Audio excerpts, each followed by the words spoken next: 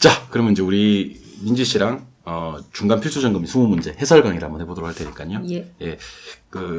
일단 점수도 좀 점수지만요. 이 해설 과정을 꼭 들으셔야 되는 게 해설 과정을 들으시면서 실력 향상이 많이 이루어지거든요. 그러니까 내가 틀렸던 문제, 그다음에 내가 그 시험에서 봤던 문제 이런 것들을 이제 해설하는 과정에서 그게 기억이 제일 많이 남아요. 그냥 공부하는 것보다는 해설 과정이 기억이 많이 남으니까 지금부터 해설을 한번 시작해 보도록 하겠습니다. 네. 우리 그 영상으로 보시는 분들도 이제 같이 보실 수 있게끔 제가 이 태블릿으로 직접 강의해서 올려드리도록 할게요. 꼭 필요한 수능 문제니까 반드시 정리를 하시고 여기 또 나와 있는 계산 문제들 같은 경우는 뭐 거의 출제 가능성이 높은 문제들입니다. 주옥 같은. 예, 주옥 같은 문제들. 자, 그럼 지금부터 1번. 네. 토지 용어의 설명으로 옳은 것을 찾아라 하는데요. 집가 상승 기대하고 방치하면서 비어있는 토지는 휴안지가 아니라 공안지죠. 공안지. 아시네. 그걸 아는 사람이 그랬어요. 네. 예, 이거. 공안지. 그러니까 휴안지는 정상적으로 쉬게 하는 토지. 실휴자 쓴다 그랬죠. 맞아, 실휴, 맞아, 실휴자. 음. 이걸 한자를 기억하면 쉬운데, 기억이 안 나지. 빈 공자. 예, 빌공자. 빌공자. 예, 여기는 공한지. 그다음에 후보지는 택지농지임지 내에서 바뀌는 토지가 아니라 상호간. 이거하고 새로, 이거하고. 그렇죠. 예. 내에서 바뀌는 건 이행지고. 이행지 맞다. 상호간에 바뀌는 게 후보지였죠. 맞아, 이행지하고 후보지. 그리고 3번은 낮인데 낮이는 공법상 제약을 삭제하셔야 돼요. 낮이는 건물 없고 사법상의 제약이 없는 토지고 우리나라에는 모든 토지는 공법상 제약을 받거든요. 그래서 맞다, 이거 선생님 말씀하셨네요. 낮이는 토지 위에 정착물이 없고 사법상 제약이 없는 토지다 이렇게 해야 되는 거고 네. 지적 공부에 등록된 땅이 침식되어서 수면 밑으로 잠긴 땅은 산화지가 아니라 포락지. 포락지. 그렇지. 알고 계시네. 네, 이거 다 이거 포락지. 빵빵 해야 되고요. 그다음에 5번에 가니까 공지란 토지가 보이십니까? 동그라미. 네. 공지 동그라미. 자, 공지는 건폐율 때문에 비워놓은 땅이에요. 네. 건폐율 때문에 짓고 남겨준 땅. 근데 건폐율 규제가 강화되었다는 얘기는 원래 50% 건폐율을 강화되면 30? 그렇죠. 30밖에 못 짓게 하는 거예요. 네. 그러면 건축 면적이 줄겠죠. 그럼 당연히 공지 면적은 늘어나는 거죠. 그쵸. 그러니까 건물을 많이 못 짓게 하면 공지 면적이 늘어난다고 이해하시면 되는 겁니다. 그러니까 다시 한 번 더. 건폐율 규제가 강화되면 건축 면적이 준다. 건축 면적이 줄면 짓고 남은 땅에 해당되는 공지 면적은 확대된다가 맞는 표현입니다.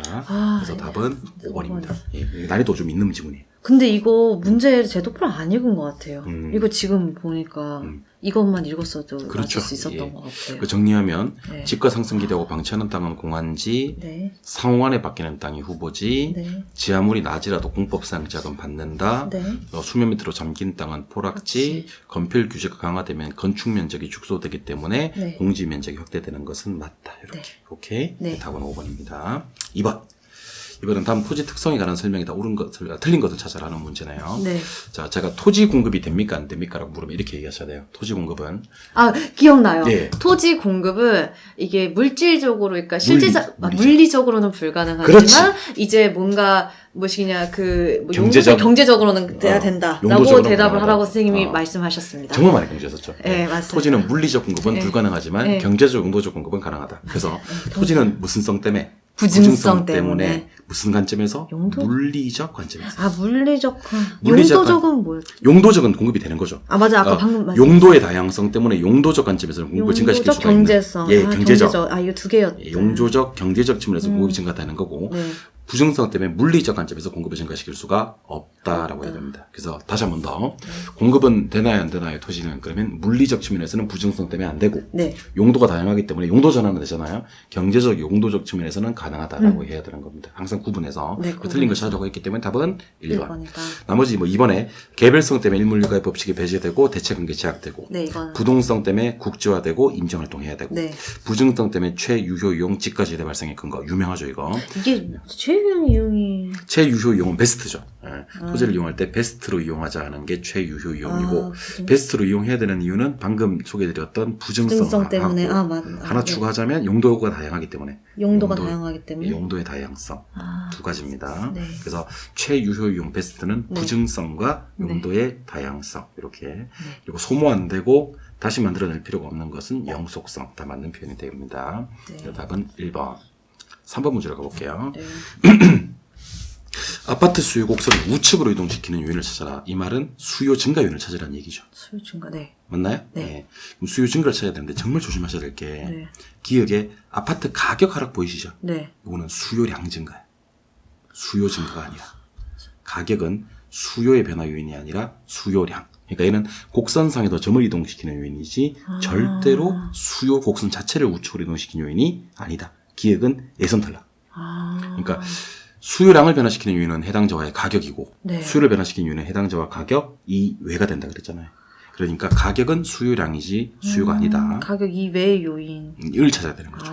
그리고 니은은 건축 원자재 가격 하락. 요놈은 공급만 변화시키는 거예요. 공급만. 수요하고는 전혀 관계가 없는 놈입니다. 건축 자재값은 수요하고는 전혀 관계가 없고 공급만. 하나 더 있는 게 건축 기술. 건축 기술하고 건축비 이런 놈들은 공급만. 그래서 네. 일단 이 문제는요. 특징이 기역과 니은을 탈락시켜야 돼. 기역은 수요량이라서 니은은 공급만 변화시키는 거라서 예선 탈락이 되고 네. 그다음에 인구가 감소되면 수요가 지금부터 수요 맞긴 한데 얘는 수요 감소입니다. 그렇죠. 이건 수요가. 대체재 가격, 대체주택 가격 하락도 같은 방향이니까 수요 네. 감소입니다. 네. 그렇죠? 네. 근데 금리 하락되면 좋아요. 금리 하락되는 건 맞아요. 수요 증가. 네, 증가. 가격이 오를 거라고 예상되면 미리 사두니까 수요 증가. 지금 한국 아파트 시장. 예, 그렇죠. 오를 것을 예상하니까 미리 사두는 거. 그래서 우리 수요 곡선 우측으로 이동시키는 요인은 미음하고 비읍하고 해서 두 개. 정답은 2번이 되는 그런 문제가 됩니다. 여기서 이거를 탈락 못 시킨 사람들 다 틀리겠네요. 그렇죠. 그러니까 기억 니은이 이 문제 핵심이에요. 사실은 기억은 수요량이라서 예선 탈락.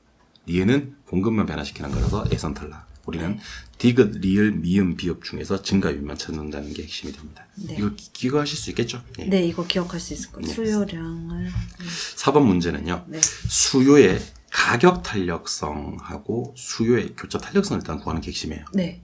그런데 수요의 가격 탄력성은 잡으세요. 수요의 가격 탄력성은 가격 변화율분의 수요량의 변화율 하시고 절대값을 씌우는 거예요. 그 외에는 탄력적인지 비탄력적인지를 판단하는 거고 수요의 교차 탄력성은 X제 가격 변화율분의 Y제 수요량의 변화율입니다. 여기서는 A 가격 변화율분의 B 수요량의 변화율이고 가격 탄력성은 A 가격 변화율분의 A 수요량의 변화율입니다. 그러니까 제가 하고 싶은 얘기는 내거 가격 변화율분의 내거 수요량의 변화율은 수요의 가격 탄력성이고 네. 내거 가격 변화율분의 다른 놈 수요량의 변화율은 네. 수요의 교차 탄력성이 되는 거예요. 네. 다시 네. 내거 가격, 내거 수요량은 수요의 가격 탄력성. 네. 내거 가격, 다른 놈 수요량은 교차. 수요의 교차 탄력성. 그러니까 둘 다 가수는 맞아요. 네. 둘 다 가수는 맞는데 이게 내거 가격, 내거 수요량인지 내거 가격, 다른 놈 수요량인지를 따지는 거예요. 자, 그럼 보세요. A 가격이 8% 상승했다 그랬죠? 네. A 가격이 여기 8% 상승이라고 쓸게요. 다시 A 가격이 8% 상승. 그러면 가격 탄력성을 구하기 위해서는 A를 가져와야 되는 겁니다. 그럼 A가 어디냐면 두 번째 줄에 있어요. 네. A 수요량은 4% 감소했다. 네. A 수요량은 4% 감소. 감소한 거예요. 네. 근데 얘는 뭐를 씌우냐면 절대값 씌우니까 상관. 상승 감소는 관계없고 8분의 4. 0.5. 2분의 1이죠. 2분의 그러면 0.5예요. 가격 탄력성은 가1. 1과 비교하는 거 알고 계시죠? 네. 가1. 교소형이니까 가일 깎는 거. 네. 예, 가격 탄력성 1과 비교합니다. 네. 그럼 0.5니까 얘는 비탄력이 되는 거예요. 0.5니까 비탄력. 그럼 답이 될 수 있는 건 4번 아니면 2번. 2번과 4번 둘 중에 하나고. 네. 교차 탄력성은 아까 A 가격이 8% 상승했는데 B 수요량이 16% 감소했죠. 예. 16% 그럼 감소. 이거는. 얘는 절대값이 없어요. 예. 그럼 얘는 마이너스 2가 되는 거예요. 그냥 2가 아니라. 마이너스예요? 얘는 플러스 상승이니까 플러스. 네. 얘는 감소니까 마이너스. 감소니까, 네. 그 마이너스 2면 얘는 한 놈의 가격이 오르고 다른 놈 수요가 감소되는 것은 네. 보완제가 되는 거예요. 얘는 0.5의 비탄력이 되고 네. 얘는 마이너스 0.2의 보완제 해서 답은 2번입니다. 이 문제 빨리 푸는 요령을 좀 알려드리면 네. 빨리 푸는 요령은 자 A 가격이 뭐 했죠? 상승했죠. 상승했죠. B 수요가 뭐 했죠? 감소했죠. 감소했죠. 한 놈 가격이 오르고 다른 놈 수요가 감소되는 건 교차 탄력성이 마이너스가 되면서 네. 얘는 절대로 보완제밖에 될 수가 없어요. 네. 근데 보완제가 몇 분밖에 없으니까 2번. 2번밖에 없으니까 아까 이렇게 풀었다 그랬죠. 맞아요. 네. 그러니까 답은 2번이 되는 거예요. 네. 이렇게 풀어도 돼요. 네. 그러니까 한 놈의 가격이 오르고 다른 놈 수요가 감소되는 건 보완제다. 항상 기억하시고 한 놈의 가격이 오르고 다른 놈 수요가 증가되는 건 대체제다. 항상 이렇게 기억하셔야 됩니다. 네. 그래서 답은 2번이 되는 문제. 이게 가격이 밑으로 가고, 위에 수요. 이게 수요. 근데 그게 A 가격 A 수요면 가격 탄력성이고 그 교차 탄력성. A 가격 B 수요면 교차 탄력성이 돼요. 네. 아시겠죠? 네. 오케이. 5번으로 갑니다. 부동산 수요의 가격 탄력성에 대한 설명이 다 틀린 것을 찾아라. 한 번 더 해드릴게요. 수요의 가격 탄력성은 가격의 변화율분의 수요량의 변화율이다. 했던 거 기억나시죠? 아, 네. 예, 요거 절대값이 요거. 수요의 가격 탄력성. 가격 탄력성은 1과 비교를 합니다. 1과. 네, 1과 비교. 근데 요 가격 변화율보다 수요량의 변화율 요게 커야지 1보다 커져요. 네. 탄력성이. 네. 그럼 탄력적이 되고 탄력. 혹시 밑에 게 가격 변화율이 더 크면 요거는 비탄력이 되는 겁니다. 네. 그래서 제가 밑에다 B라고 쓰고 네. 위에다가 탄이라고 쓸게요. 네. 이게 1과 비교했을 때 얘 변화율과 얘 변화율이 같으면 1이 되는 거예요. 네. 그럼 다리 탄력이 되는 거고 네. 얘 변화율이 더 크면 1보다 커지니까 네. 탄력. 네. 얘 변화율이 더 크면 1보다 작아지니까 네. 비탄력. 네. 다시 한 번 더. 밑에 뭐가 있고 이때 가격이 있고 위에 그게 양이 양이 있는데 있고. 별대값을 찍는다 그랬잖아요. 네. 양의 변화율이 더 크면 탄력이 되는 탄력. 거고 가격의 변화율이 더 크면 비탄력. 비타. 그렇지. 자 그럼 보시죠. 네. 수요의 가격 탄력이 탄력적이라 그랬잖아요. 탄력적인 거는 키가 큰 거죠. 그렇죠. 네. 근데 가격 변화율에 비해 수요량의 변화율이 작다는 것을 의미한다. 틀렸죠.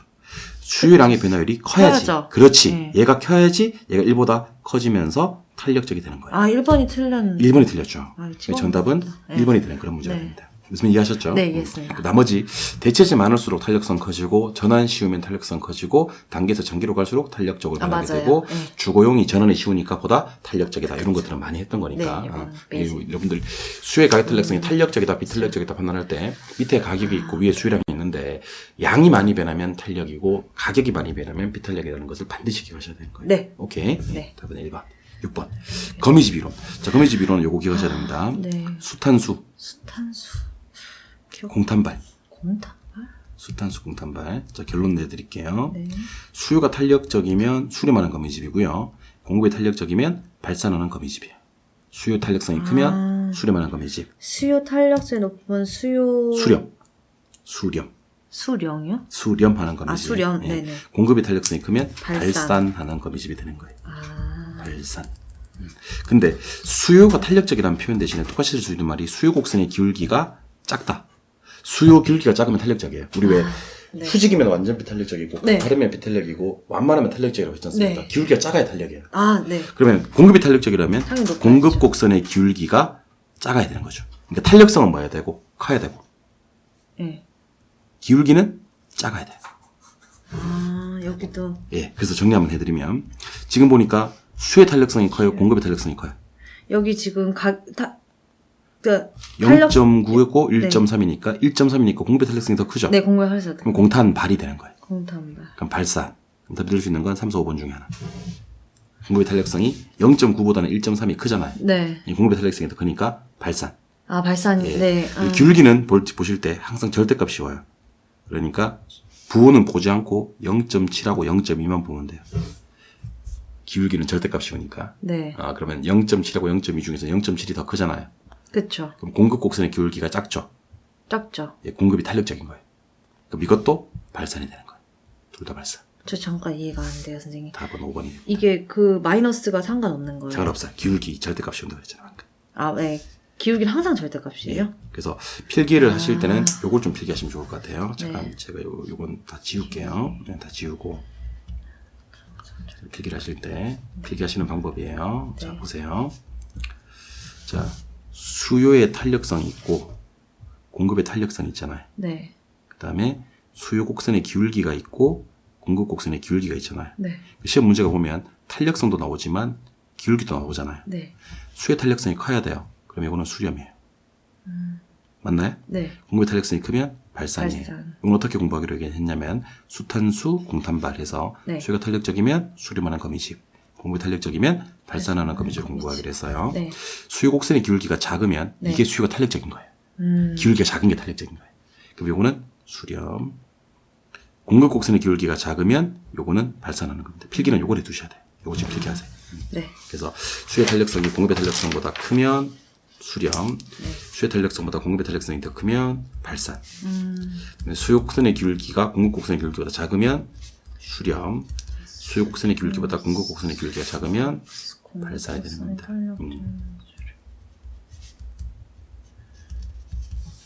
그래 놓고 이제 하나씩 껴 맞춰 보는 거예요. 필기하셔요. 위에 게 수렴, 그렇지. 대간 발산. 첫 번째 보니까 수의 탄력성보다 공급의 탄력성이 더 크죠. 네. 그러면 발산이 되겠죠. 발산이에요. 요거예요. 네. 맞죠? 네. 그다음에 두 번째도 수요 곡선의 길이보다 공급 곡선의 길이가 더 작죠? 네. 요거. 네. 이것도 그러니까 발산이 발산. 되는 겁니다. 그래서 이건 발산. 어떨 때 수렴하고 어떨 때 발산하는지를 갖다가 한번 연습을 하셔야 됩니다. 이거는요. 네. 오케이. 7번입니다. 요 정보의 현재 가치 구하는 공식인데요. 네. 정보 현재 가치는 일단 8억에서 4억을 뺄 거예요. 8억에서 4억을 빼고. 그다음에 들어설 가능성이 얼마죠, 지금? 그렇지 않은 편성에 20%요. 아, 40%요. 그럼 안 들어설 가능성을 곱해야 돼요. 60이죠. 60%. 그렇죠? 네. 그다음에 1 플러스 R의 N수로 나눠주는데, 뭐, 어쨌든 10%고 1년 후니까 1.1로 나눠주면 되거든요. 그래서 요거 다 따라해볼게요. 빼. 안, 나. 그러니까 빼고, 네, 빼고. 안 들어설 확률을 곱하고, 안 들었을 곱하고. 나누면 돼요. 1.1로. 네. 1.1은 뭐냐면, 1 플러스 R로 나눠주는데, 아, 네. 1년이고, 그럼 1승이고, 아. 이자율이, 죄송합니다. 20%네. 죄송합니다. 네, 20%. 1.1로 나누는 거죠. 네. 계산기 한번 해볼까요? 네. 계산기 꺼내서 8억에서 일단 4억을 빼보세요. 8억 빼기 4억. 이씨 누르고. 아, 이씨. 예. 이씨. 8억 빼기 4억. 하나. 한 번 더. 네. 한 번 더? 8하고, 네. 그러면 8하고 0 두 번짜리 4개. 한 번 더. 그게 8억이죠. 네. 빼기 4억. 4. 그렇죠. 곱하기. 바로 곱하기 하면 돼. 곱하기. 곱하기 60%. 네. 10% 여기 있어요. 나누기. 1.2. 얼마? 이게 2억이요. 2억. 답은 3번이 되죠. 그래서 계산기 쓰는 방법을 좀 알려드릴게요. 네. 일단 8억 빼기 4억 곱하기 60% 나누기 1.2 는을 누르면 빼안 나가 됩니다. 그래서 누가 지갑에서 내 돈을 빼안나 이렇게 얘기하시면 되겠죠. 맞아. 빼안나 빼안나. 빼안나 정보 현재 가치 구하는 공식은 빼안나로 기억하시면 되고 혹시 이게 1년이 아니고 2년일 때는 빼안나 는에서 늘 한번 더 눌러주시면 됩니다. 2년일 예, 때는. 그래서 늘 한번 더 눌러보실까요? 네. 그럼 1억 6,666만 6,666원 나오죠. 네. 요거는 혹시 이게 지문이 1번이 아니고 2년일 때 2년일 때는 는만 한번 더 눌러주시면 됩니다. 그래서 1년짜리 정보 현재 가치는 빼안나는 2년짜리 정보 현재 가치는 빼안나 는 이렇게 오케이? 예, 그렇게 이해하시면 됩니다. 요거 한번 기억해 주셔야 됩니다. 이번 시험에 나올 가능성이 좀 있어요. 이거 기억할 수 있을 것 같습니다. 예. 8번 도시 공간 구조 이론에 대한 설명이다. 틀린 것을 찾아라 그랬는데 오늘은 저기 버젯의 동심원 이론, 호이트의 선형 이론, 해리스 올만의 다핵심 이론 중에서 다핵심 이론을 살펴볼 거거든요. 다핵심 이론은 핵이 하나가 아니라 여러 개다. 현대도시나 대도시 패턴은 핵이 한 개만 있는 게 아니고 여러 개 있는 경우가 많죠. 이때 핵이 어떻게 성립하냐면요. 동종 유사업종끼리는 모여요.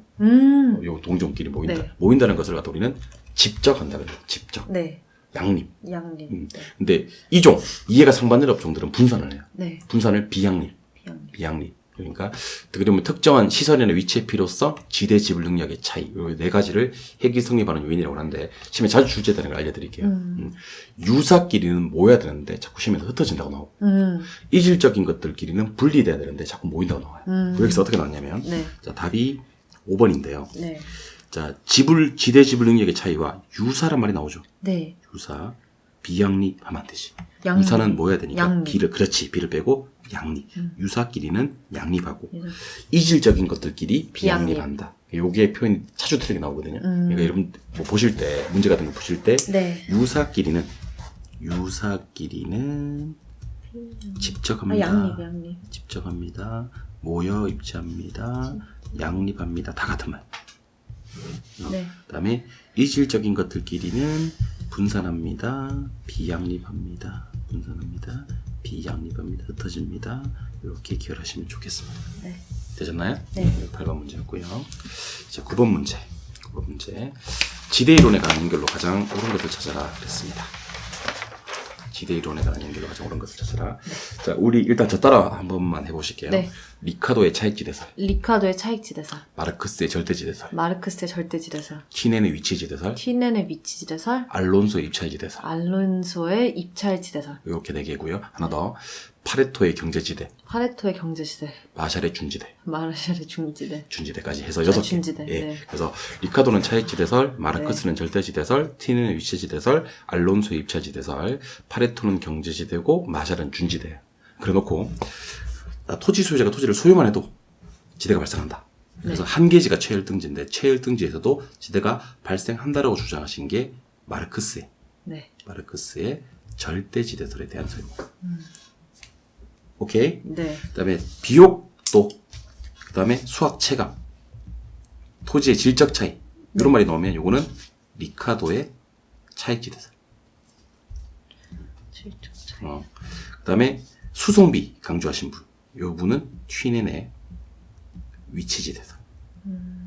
여기는 없는데 지대 지불 능력의 차이 뭐 이런 말이 나오고 하면 이건 알론소의 입찰지대설이고 여기 보니까 일시적으로 토지와 성격을 가지는 준지대, 요거는 이제 마샬의 준지대.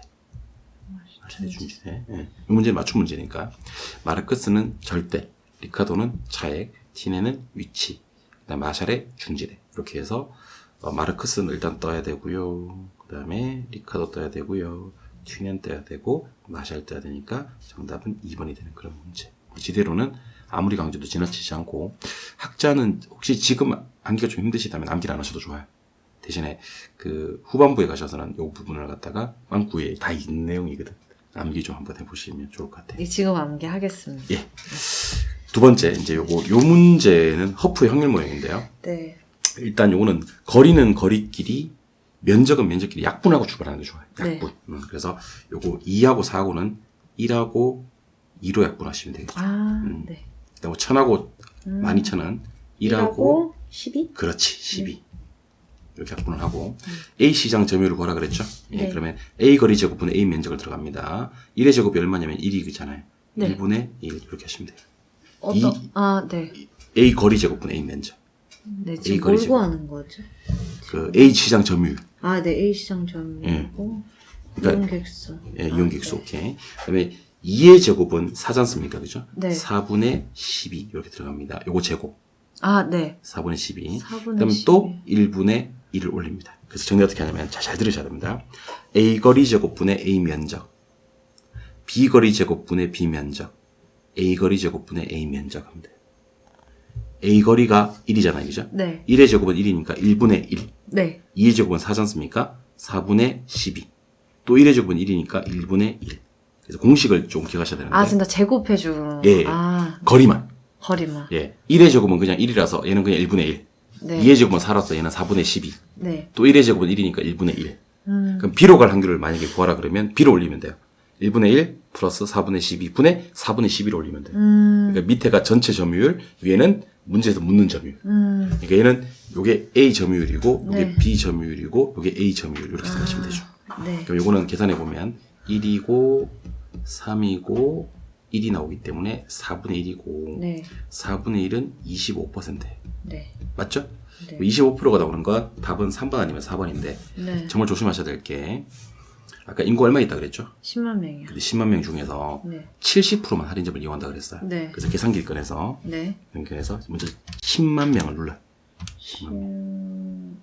그러니까 이거 100만, 100만이고 100만이죠. 이건 100만이고 요거 저 AC 다시 누르고 네. 10하고 10하고 만을 누르는 게 좀 편할 것 같아요. 그래요? 10하고 만. 그렇지. 한 번 더. 음. 곱하기 70%를 한번 눌러주시고. 곱하기 70%. 70%가 예, 여기.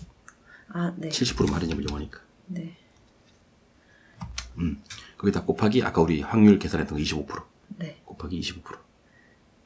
이 25%는 A의 시장 점유율. 예, 그렇죠. 네. 그러면 17,500명이 되니까 네. 답은 3번이 되는 그런 문제가 됩니다. 네.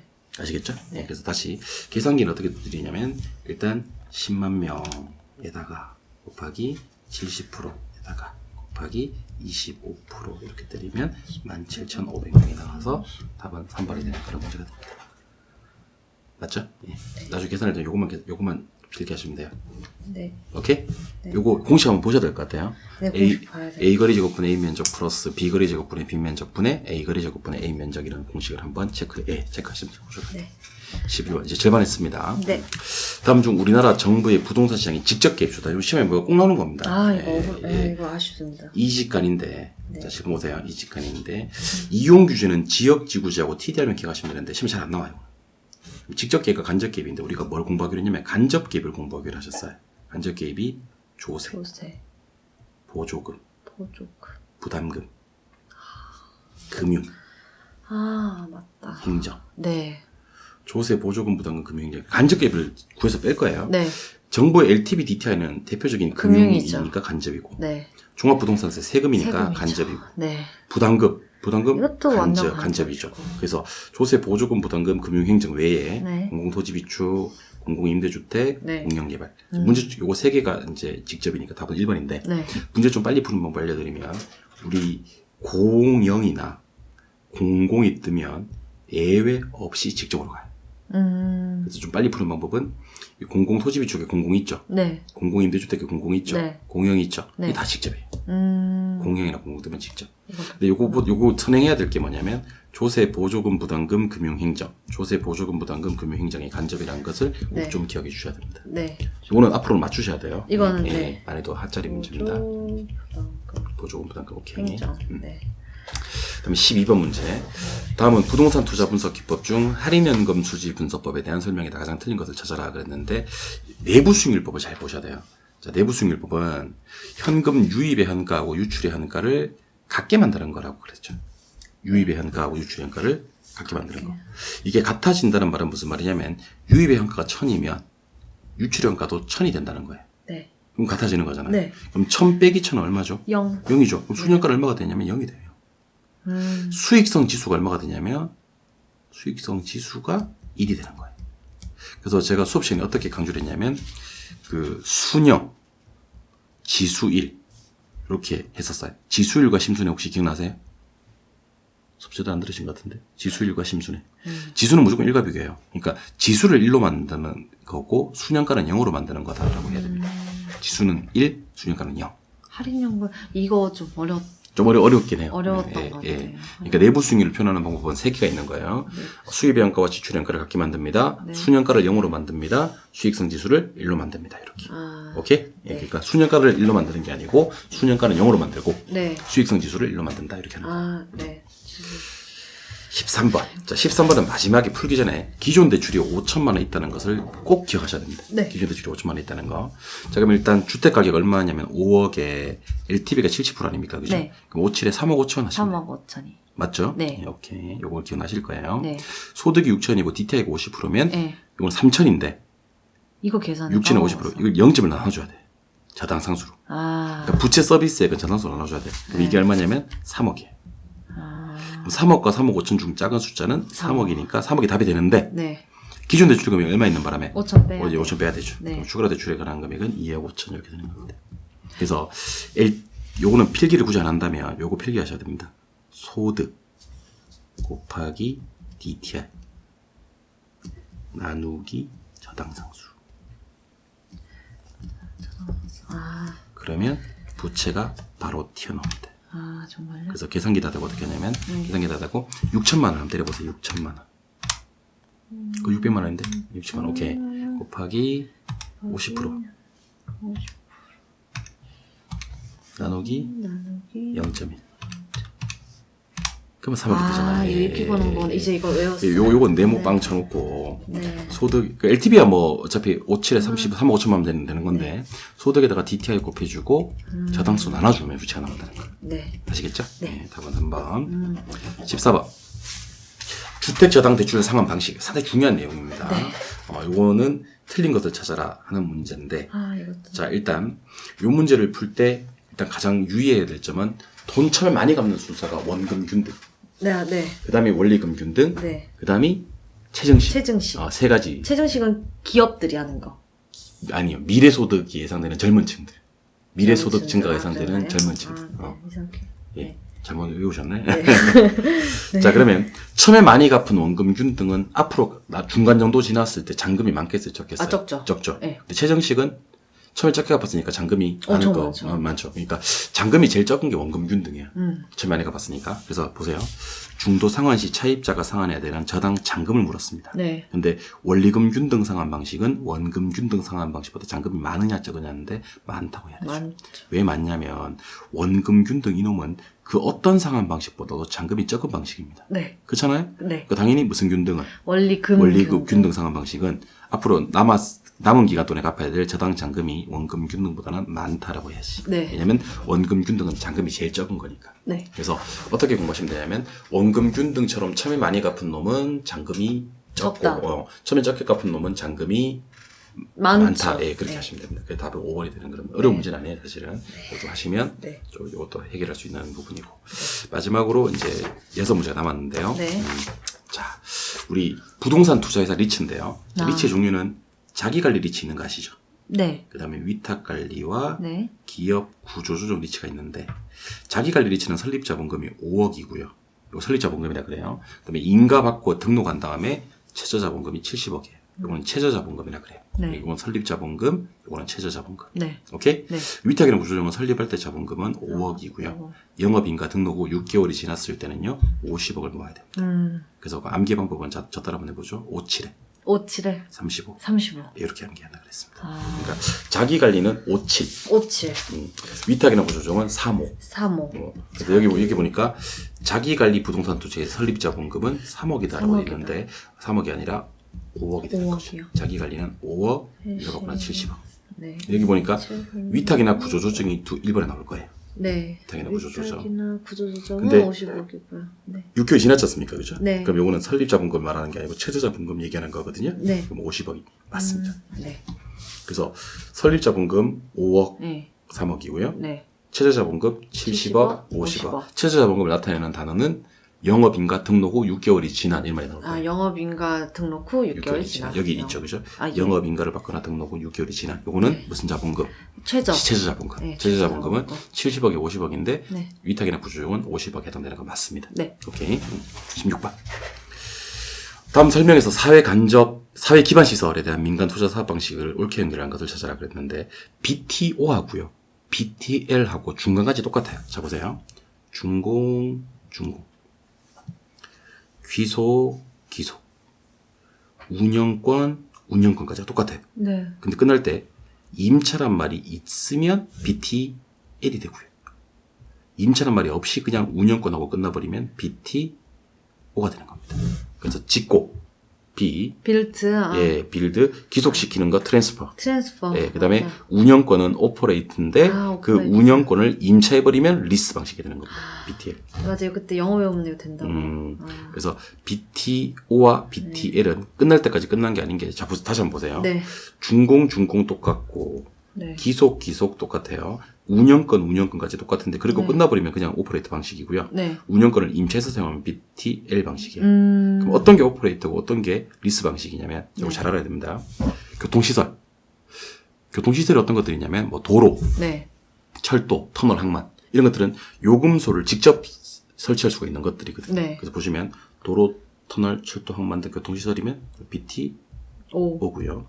학교 건물, 기숙사, 군인 아파트, 도서관 이런 애들하고 우리는 교육문화복지시설이라 그래요. 교육문화복지시설. 요거는 매달 임대료 받아먹는 애한테. 우리 매달 임대료 받아먹는 건 리스료 내는 거니까 BTL이 되는 겁니다. 그래서 느낌상 교통시설이다 생각되시면 BTO고요.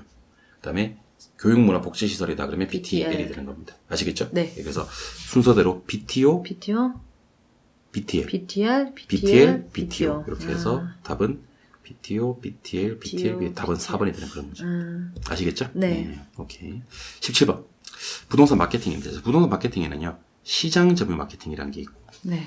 고객 점유 마케팅이라는 게 있고, 관계 마케팅이라는 게 있습니다. 세 가지. 네. 시장 점유는 공급자 중심의 마케팅이고, 고객 점유는 수요자 중심의 마케팅이고, 관계 마케팅은 수요 공급자의 상호작용을 중시하는 마케팅인데, 시장 점유 마케팅에 STP와 포피가 있어요. 포피 믹스. 수요자 중심의 마케팅, 고객 점유 마케팅에 아이다가 있어요. 관계 마케팅은 브랜드가 있고. 공부하시는 방법은 아이고 해서 아이다는 고객이다 이렇게 얘기하시면 되거든요. 아이고. 네. 그러면 STP나 포피 믹스는 시장 점유가 되는 겁니다. 그래서 여기 보니까 STP가 나왔죠. 네. 포피 믹스 나왔죠. 네. 둘 다 시장 점유. 그래서 아, 시장 점유. 네, 고객 점유. 예, 네. 고객 점유 아니니까 답은 1번.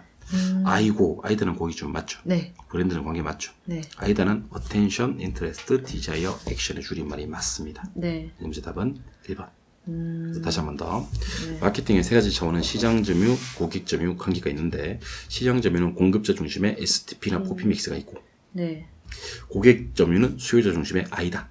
아이고 하시면 되고, 수요 공급자의 상호작용을 중시하는 브랜드는 관계. 이렇게 하시면 됩니다. 오케이? 네. 답은 1번. 네. 공기는 브랜드. 오케이. 그 다음에 18번.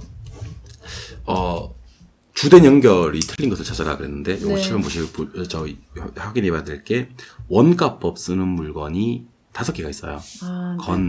건, 항, 선, 소. 그래서 건물, 건설기계, 항공기, 선박, 소경목림. 건건항선소.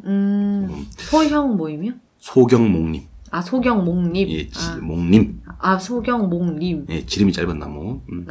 네. 예, 거래사례 비교법 쓰는 물건이 일산 과자동. 일산에 과자동이 있다 그랬죠. 네.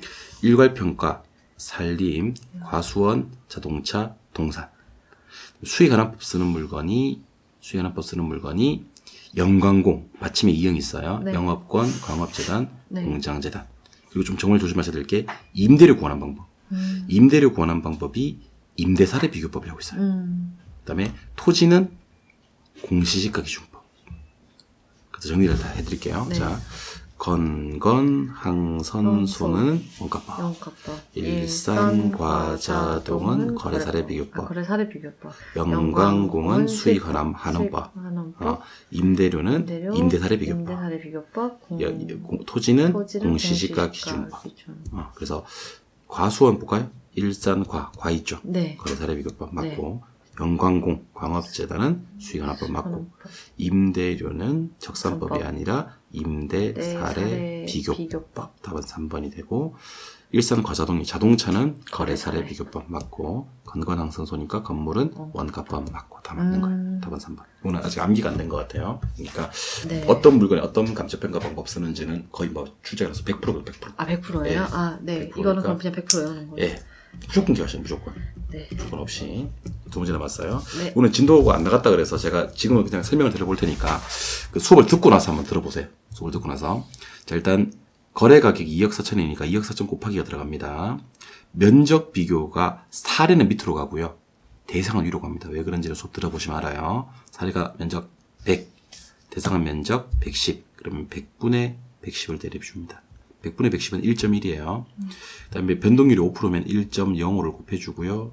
3% 열세면 0.97을 때려주는 거거든요. 3% 열세. 그래서 계산기 꺼내서. 네. 그래서 2억 4천만 원. 2억 4천. 2억 4천만 원 맞아요. 예. 네. 곱하기 1.1. 곱하기 1.0. 0.05 곱하기 0.97. 는. 그러면 2억 6,888만 4천 원이 나올 거예요. 네. 2억 6,888만 4천 원. 이거 적어 놓을까요? 예, 저 좀 적어 놓으세요. 네. 2억 4천만 원 옆에 곱하기 100분의 110 곱하기 1.0 곱하기 0.97은 요게 이제 그 계산. 7을 쓸 때 이렇게 쓰시네. 아, 이게 유럽식이라던데 제가 듣기로. 네, 맞아. 이거 헷갈리지 말라고 제가 7을 쓸 때 이렇게 쓰더라고. 이 김정은이가 이렇게 쓴다 그러더라고. 거기서 그냥 스위스 정부에서 그렇다 그러더라고요. 이게 필체가 갑자기 이거 알쓸 신잡인데 여기 이 7을 이렇게 쓰는 사람이 유럽에서 공부한 사람도 이렇게 쓴다 그러더라고. 유학파니까 확실히. 지금 잠시만요. 갑자기 이게 재난 문자가 여기 재난 문자가 와가지고. 여기 이렇게 재난 문자도 여기 핸드폰 그것도 쓰세요? 예, 이거 내가 이걸 준비를 이렇게 한 거예요. 이거 살려 이거. 재난 문자가 이렇게 재난 문자가 오는 겁니다. 이걸 하려고 산 거라니까. 와우. 자, 마지막 20분 문제. 네. 부동산 가격 공시에 관한 법률에 따라서 다음 중 가장 틀린 것을 찾아라 그랬는데요. 자, 우리 3가지가 있어요. 표준지 네. 공시가, 개별 공시가, 네. 땅이고요. 주택은 표준주택 가격, 개별주택 가격, 공동주택 가격. 그래서 표계공이에요. 땅은 표준지 공시가, 개별 공시가, 주택은 표준주택, 개별주택, 공동주택 이렇게 3가지가 있거든요. 근데 표준주택은 어디 써먹냐면 요 개별주택 구하기 위해서 써먹어요. 표준주택은 써먹는 게 딱 하나예요. 개별주택 구하려고. 그러면 주택에서는 짝꿍이 개별주택과 공동주택인데 저 따라 한번 해보세요. 개공. 개공. 그러니까 우리 중개사법 시간에 개공이라고 배우시거든요. 중개사법 시간에 배우는 계공은 개업공인중개사. 줄여서 개공이라 그래요. 개론 시간에 배우는 개공은요. 개별주택과 공동주택을 얘기하는 거예요. 개별주택과 공동주택은 써먹는 데가 똑같아요. 주택시장에 가격 정보를 제공합니다. 네. 그 다음에 과세 등의 업무 관련해서 주택가격을 선정할 때 기준이 됩니다. 아. 그래서 가격 정보 제공하거나 과세 기준이 되는 주택가격은 무슨 주택이나 개별주택. 개별주택이나 아니면 무슨 주택이다? 공동주택이다. 그래서 개공 이렇게 얘기하시는 겁니다. 둘 다 되는 거예요? 예, 그렇죠. 개별주택과 공동주택은 가격 정보 제공하고 과세 기준이 되는 거예요. 네. 근데 여기 보니까 보세요. 네. 그 개별주택 가격을 선정하는 경우에 기준이 된다고 돼 있죠. 네. 방금 했었는데 아. 개별주택 가격을 선정할 기준이 되는 건 공동주택이 아니가. 그렇죠. 표준주택. 아, 이제 표준이라는 거. 표준주택. 그래서 답이 5번이 되는 그런 거죠. 아, 네. 그러니까 공동주택은 어디 써먹어야 되냐면 위에 공동주택이라 써도 됩니다. 그러니까 개별주택과 공동주택은 주택시장에 가격 정보 제공하고 과세 기준. 공부하는 방법은 주택은 3개 있는데 그중에서 2개가 써먹는 데가 똑같다. 암기 방법은 개공. 개별주택과 공동주택은 주택시장에 가격 정보 제공하고 과세 기준이 된다. 이렇게 보시는 겁니다. 나중에 수업 들으시면 무슨 말인지 이해되실 거예요. 네네. 20분 맞추셨으니까. 답은 5번이 되는 그런 문제가 됩니다. 이렇게 해서 이제 우리가 총 20문제를 오늘 해설을 해봤는데요. 네. 다음 주에는 딱 이런 식으로. 이런 식으로 해서 또 시험 봐요? 계산 문제, 아, 계산 문제 특강을 진행할 겁니다. 네. 그래서 다음 주에도 제가 사준 계산기 꼭 가져오시고 아, 네. 그 연습을 좀 해서 오셔야 될 것 같아요. 이게 1억을 누르는 방법은 1에다가 이건 2개짜리 있죠? 네. 4번. 네. 4번. 1000만 원은 1000을 눌러놓고 만원을 누르는 게 좋아요. 1000을 눌러놓고. 네. 500만 원은 5에 3번. 오케이? 그 100만 원 단위는 02개짜리 3번. 1억 단위는 4번. 1000을 만들어 놓고 만원을 누르는 아니니까 안 헷갈려요. 그래서 연습을 5억. 오케이? 네. 그 다음에 3,000만 원. 오케이? 그 다음에 700만 원. 오케이? 예, 이렇게는 연습을 좀 집에 가서 돈 두드리는 연습은 이게 나중에 중개사 자격증을 취득했을 때 네, 이거 못 치면 안 한다고 그래 안 할 가능성이 높으니까. 얼마나 돈을 못 쳐봤으면, 얼마나 돈 안 쳐봤으면, 거래를 안 해봤으면. 그러니까 이 돈 치는 연습은 조금 해보시고, 네. 기습적으로 이제 문제를 이렇게 풀어봤는데, 응해주셔서 상당히 고맙고요. 진짜 진심으로 고맙고요. 네. 소리 좀 다소 안 나오긴 했습니다만은, 지금부터 시작해서 열심히 하시면 된다는 걸 시청자분들한테 좀 보여주시는 그런 저력을 앞으로 좀 기대를 해보도록 하겠습니다. 알겠습니다.